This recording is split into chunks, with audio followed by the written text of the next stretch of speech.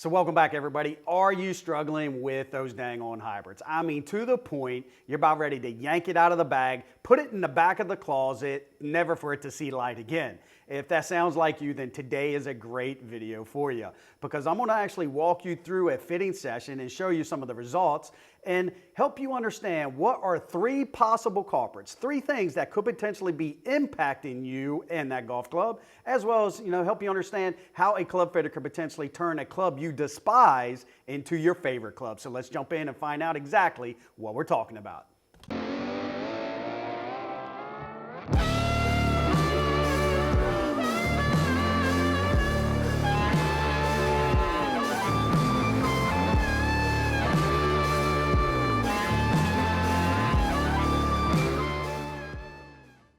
So before we dive into today's topic, I first off want to welcome you to our channel. If you're just passing by, you might want to consider hitting that subscribe button, turn on the bell, so this way each and every single week you will receive an alert when we drop our new content. For those that's already subscribed, definitely thank you for your continued support, and most importantly, thank you for your feedback and your suggestions, because today's video is a direct result of listening to your feedback, because we're going to actually peel back the layers and walk through a couple screenshots that we've captured from our fitting software. So this way you no longer have to take us at face value. You can actually see what was going on as the fit progressed, and we can kind of walk you through why we did the things that we did. So now let's peel back those layers like we talked about to do our very first fitting breakdown. This way you can understand what was it we had to do to help our customers fall back in love with this hybrid. And there were several things we actually had to do, and one of the ways we're going to actually demonstrate that is we're going to switch in and out of our fitting software. So we're going to actually switch views so that way you can see exactly where the customer started, where we ended up, and more importantly, how we was actually able to make the decisions we did in order to do so. So let's actually switch into our very first view. And this screen is what we refer to as the baseline review screen. And this really gives us our first glimpse of what's really going on. Why doesn't the customer like the hybrid? Why is he thinking about taking it out of the bag? And what is the customer's miss tendency? And this is really, we want to understand what are those pain points and what are the things we need to overcome when we're looking at different golf shafts, different heads. So long before we start piecing anything together, we got to have a great understanding. And this screen really gives us that insight. So let's walk through this pretty quickly here. So when you look at these two top images, customers definitely missing left, and it's a wide miss to the left, so it's not tight at all. And anytime I see, the ball flight, favoring one side or the other, or better yet, sometimes left, sometimes right, I always suspect there's something going on with the golf shaft. It's a timing element. So whether it's a weighting issue, a total weight, swing weight, or just a bend profile in a golf shaft, there's something definitely going on, so we gotta fix that. When I look at the trajectory, I know it's a little poor trajectory, but also look at the backspin. The backspin is definitely low. There, I'm also going to suspect that it's probably the head, whether it's too high aloft, too low aloft, low backspin at low club head speeds, and let's just verify. So I click on the club data, 86 mile an hour head speed, not slow, not fast, rate kind of in between, but 86 mile an hour input versus that of 111 output. I know 25 mile an hour separation is just not that great. So I'm already suspecting that the head definitely needs to be upgraded. Take full advantage of maybe some off-center protection. Why? Because look, right? This here lets me know and verifies what I suspected. Customer was definitely missing a little bit more towards the toe, and I got to just give him a little bit of protection by upgrading that head. So definitely, I'm already looking at heads got to be swapped, definitely a shaft change here. And from a carry to total at that input, I really would like to build something to help the customer get closer to the 175 carry, not the 175 total he currently has. So this is where we kind of get into the direction of what we're thinking about, right? I walked you through some of the numbers, helped you understand what we are seeing, what are the pain points, but let's really kind of peel back the layers a little bit and help you understand what is the customer's current build setup. So he currently has an 8 and 9-year-old Cobra baffler, right? It's a fixed 19-degree head, no adjustability, and it has a 40-gram lightweight shaft. So everything I just kind of talked about, I assumed what was going on. And yes, I did already know what the specs was, but I'm leading up to it, right? So 40-gram lightweight shaft, definitely not a good fix, and probably the explanation of why he was missing left, okay? The low trajectory, poor ball speed, off-center strikes, definitely could be a result of the shaft itself. The timing element, can't find center of face. And then just the backspin, right, is definitely attributed to, the loft, right? Too low a loft is definitely going to attribute to too low a backspin. Got to get the backspin up as well as the trajectory in the launch. Why? Because that's going to help us carry the ball a little bit farther. So if we have any hopes of getting that 175 carry number, we definitely got to figure out that piece. So here we tried several different heads. We looked at different things. We wanted to look at a head not only with higher loft, but with the adjustability. And the head we settled on was the Ping 410 hybrid head. We put him in the 5 hybrid at 26 degrees of loft, and then we took full advantage of that and turned it down 1 degree. So a full 6 degrees of separation from that of his original hybrid. Should definitely help us get the ball up in the air as well as get that backspin up, okay? So definitely really good. Now the reason why we turned it down, we actually wanted to give him, and we know when we turn loft down, we actually open the face. That's going to protect a little against the left side. And it's also, we put him in the flat setting, right? Putting the lie angle down will also help with that left side protection. So Ping Hybrid, really, really good choice, and that's why we decided on that head. Now in regards to the shaft, we know we had to actually help him with that dispersion, and that further missed to the left because we think it was more of a timing element. So there we actually bumped him into the Kurakage silver 70-gram regular flex shaft. It's a hybrid shaft, but it's 70 grams, a full 30 grams heavier than that of what he was using. So now let's look at the comparison and go back into that, okay? So let's go back into the screen, and this time we're going to add the other head. And you can see we tried a couple different options, and the heads we tried were, of course, adjustable hybrids. So we tried the Mizuno Clicks, we tried, the Ping. So let's bring up this one and see what the net gain was. So instantly, when you look at this, you can see we jumped the trajectory pretty significantly, right? So from where we was now, then to now, trajectory went up. And you can also see we also added some distance there, but this is really the eye opener, right? Customer was always missing left. Now, customer's missing just a little right of center. Really good net result, but let's peel this back, okay? So 111 versus 116 in the new head, courtesy of the newer design, a little bit better protection, a little hotter face maybe. Launch really wasn't all that big of a difference there, like 0.6.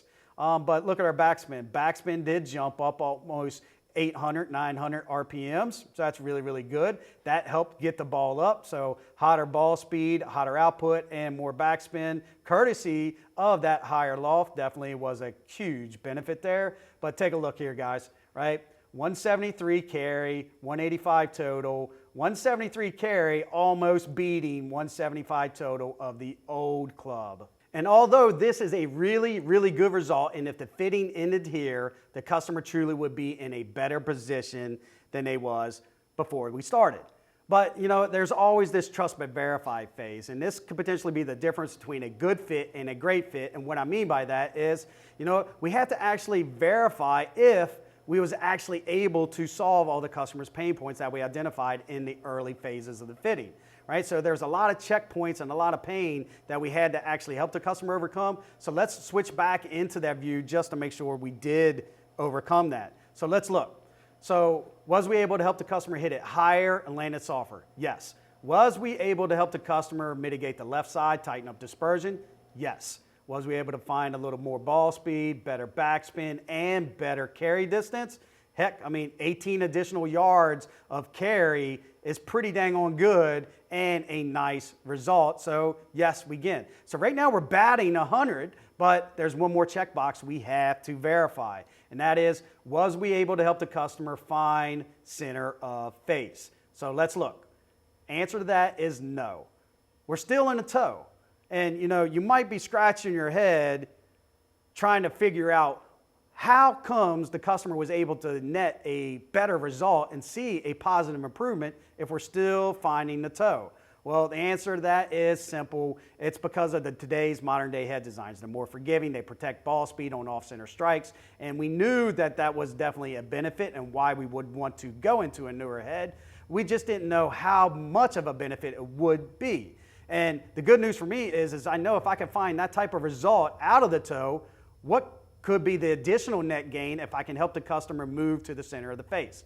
So that's what we focused on, and we actually moved the customer to center of face by making one simple change. And I'm not going to tell you what that change was, but I will show you the result, and you're going to be blown away about what we was actually able to do. So once again, let's switch back over into the comparison tab, and let's show you what that looks like once we switch it over. So let's switch over now, and then now what you are looking at is a before and after of the last build.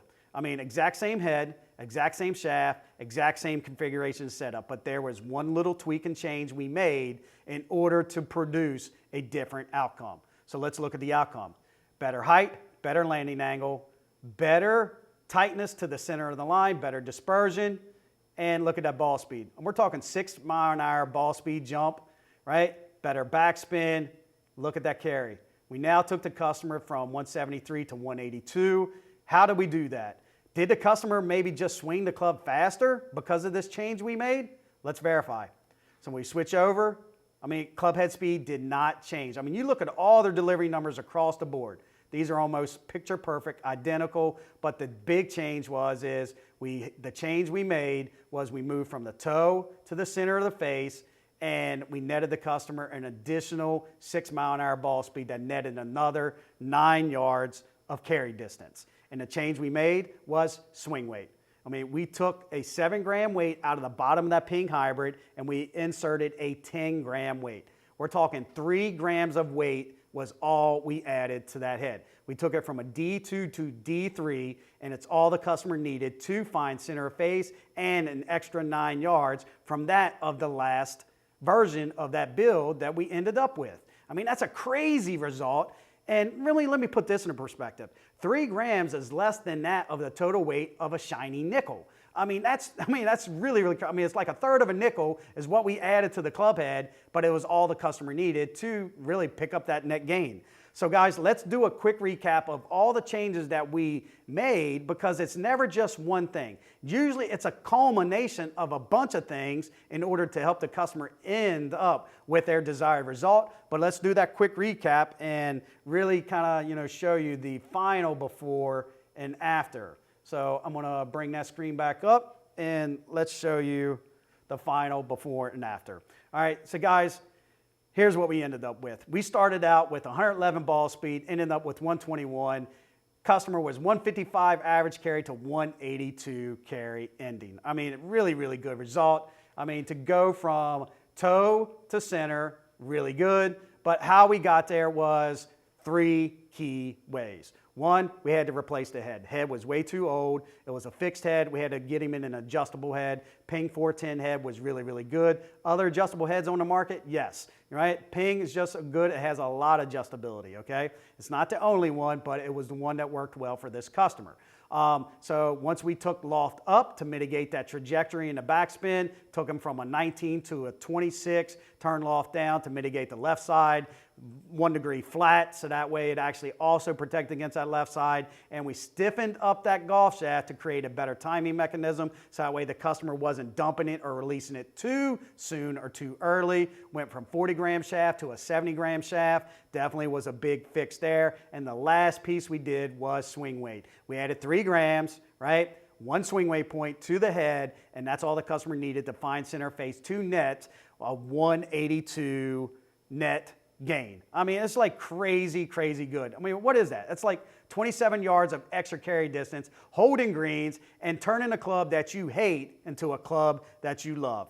I mean, guys, it's just, we see results like this day in and day out. And your club fitter could potentially help you fall in love with your hybrid by looking at either the head designs, the loft, putting you in a head that actually has some adjustability, playing around with the golf shaft, maybe going a little heavier weight shaft, can be the simple fix, or playing around with your swing weight in order to create that timing you need to find center of face. All of these changes, maybe one, two, or all, could potentially be the difference maker, but you never know until you seek out a club fitter.